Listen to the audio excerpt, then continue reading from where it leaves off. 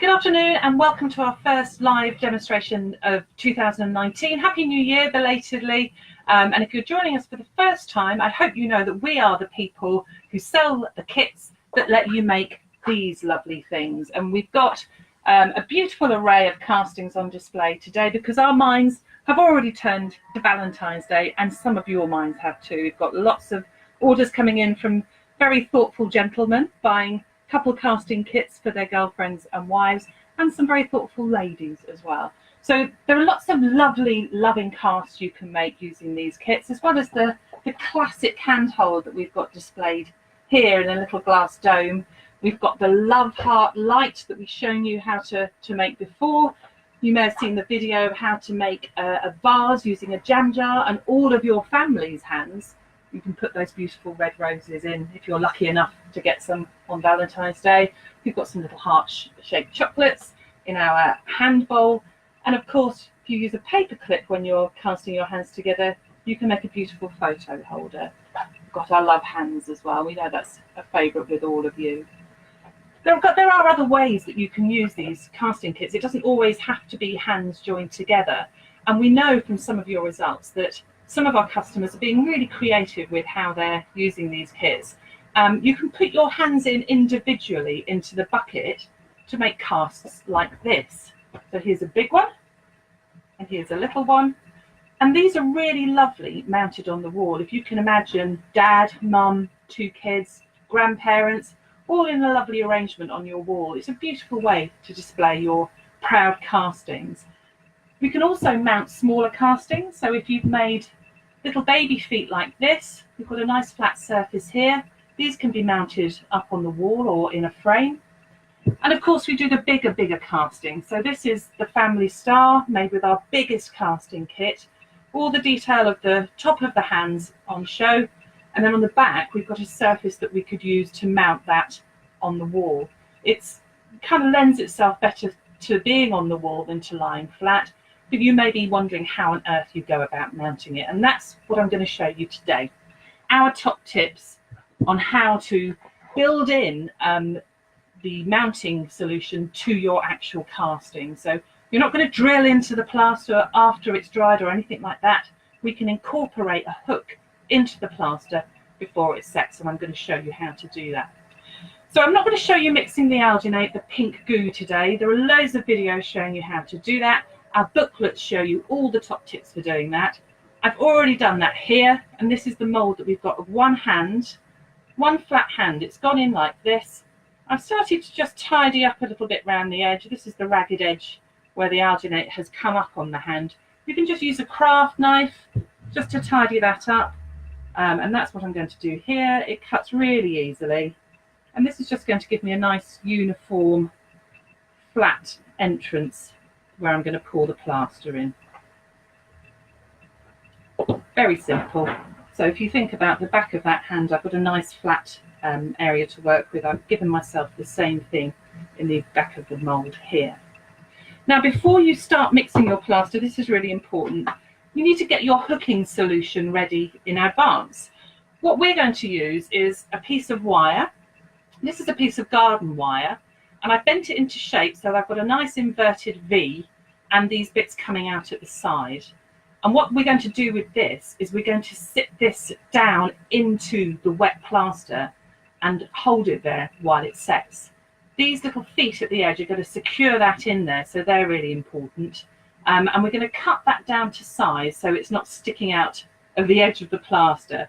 So you're just going to measure that against the back of your casting. So I'm going to cut off just with some ordinary wire cutters, just so I've got the right amount of, let's call it the foot here, that's going to stay inside the plaster. And that's going to sit about 5 millimeters under the surface of the plaster. This is what you're looking for. This is absolutely fine for a single casting like this. It's going to be mounted like so. If you're working with a smaller casting, you can make a tiny little version of the same thing. You could use a little eye, like a hook and eye, to go into the back of that, and that will go onto a hook. But if you're doing a really big casting like this one, we would recommend that you use really thick wire if you're using this particular technique, or two really good hooks, or eyes I should say, that go into the back, and then you suspend a really strong piece of wire once they've set into the plaster. The technique is the same.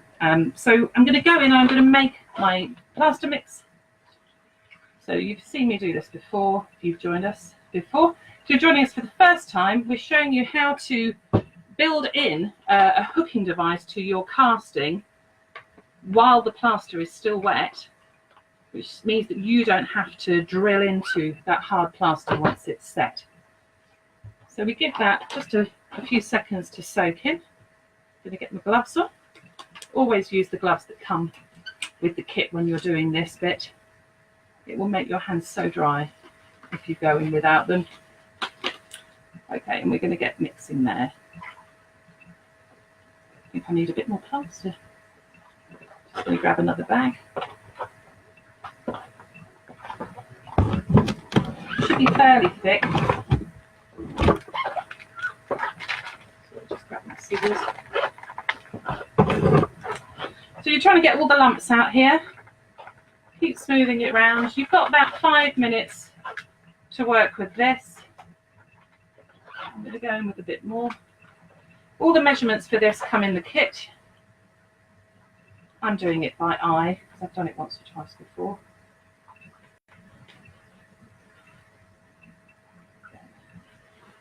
That will start thickening up after about 5 minutes, so you've got no big rush on your hands to get that mixed. Better. Wrong size bag. This is live. These things happen. I've got more plaster than I need here. Actually, a little tip. Some people have got in touch if there have been minor imperfections with their casts and they want to just rebuild a little bit of a fingertip. Don't use all of your plaster powder. There's plenty in the kit. You can hold a little bit back and then you can mix that up and use that to make little mends at the end. We're going to show you some really good techniques for building little bits of fingertip that might have gone missing during your casting. Right, this is nearly there now.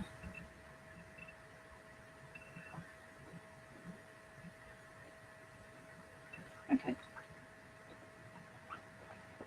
I'm going to go and start pouring this in. So, there is a technique to the pour. I'm going to go in at an angle. Your plaster might be a little bit thicker than that, but the technique is exactly the same. So I'm going to hold it at an angle and I'm going to roll it. This is to make sure that it's going right into those fingertips, and we want to remove any air bubbles. Air bubbles in the fingertips will be what stops you from getting all of that detail at the end. Okay, we're going to pour a little bit more in.